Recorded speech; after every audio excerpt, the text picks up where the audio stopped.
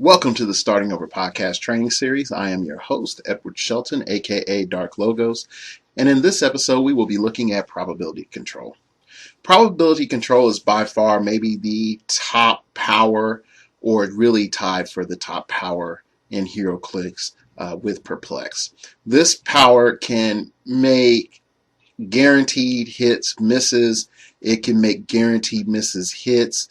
It can swing the tide of battle in ridiculous manners. Okay, so let's really look at probability control, all it can do, and its implications. Probability control. Once during your turn, this character allows you to re-roll one of your rolls, ignoring the original roll. A character using this power must be within 10 squares in line of fire to the character for which the original roll was made. Using the same rules once per round during the opponent's turn, this character allows you to force that opponent to re-roll one of their rolls, ignoring the original roll. So, what is the awesomes about it? Well, first off, we can use it during our turn to make our opponent re-roll a roll, and then we can use it once during our opponent's turn to make them re-roll a roll. Very simple, very powerful, very ridiculous in nature. Now, you might say, well, hold up, Dark Logos. Just because I can make my opponent re-roll one time doesn't mean anything. They could still hit. Yeah, they could still hit, but if you have 2 or 3 probability controls on your team, all of a sudden, things can get ridiculous. You can really shut down an opponent by using prob. Now, here's the big thing that I really want you to understand. By having probability, you are ensuring your attacks. They're pretty much insurance policies on your attacks.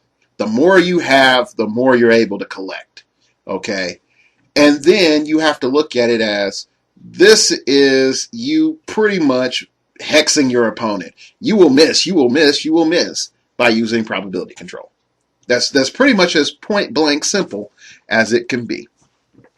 Next up, we can see with probability control, there's several powers that we just really want to combine with our probability control. First off is stealth. Stealth or stealth team ability is just great for our probability control. It allows us to pretty much be in a situation where our opponent can't outwit our probability control. The next thing that you might want to think about is barrier or telekinesis. This gives us a very solid power action that also supports the team while we're using prob.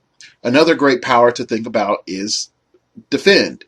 Defend with probability control allows you to booster up the stats of your team while at the same time, utilizing probability control. Usually in this case, you're not going to be able to draw lines of fire to your opponent as much. You're mainly there to just ensure the safety and survival of your own figures and just making sure that your attacks go off. The last power that I would say really you want to team up with probability control is super senses, just because of how ridiculous it is. Super senses and prob. Your opponent has to roll twice to get past all that. Really? Yeah, that's a bit ridiculous. Now, if you're able to get a special power that gives you, shape change on top of super senses and prob, or get that trifecta right there going, oh man, oh gosh, I don't even want to talk about it, how broken that would be. All right, so when you're utilizing it, the next thing that we need to really look at is placement.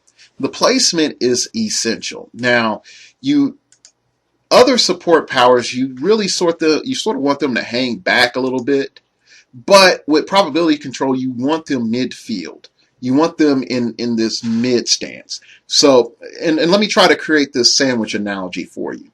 In the bottom area of the sandwich is your TK early game, your supporter.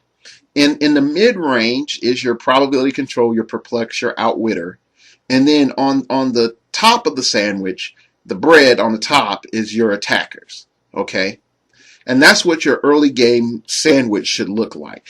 Probability control is in the middle. You need probability control, unless it's with defend, to be far enough up so that it can draw line of fire to your opponents within 10 squares and also draw a line of fire to your figures within 10 squares. So you want to be able to maximize your probability control. You want to be able to mess with your opponent, support yourself.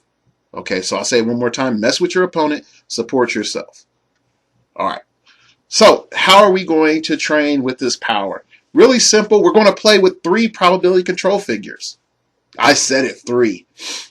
And I want you to really get a understanding of how ridiculous this can be. Okay?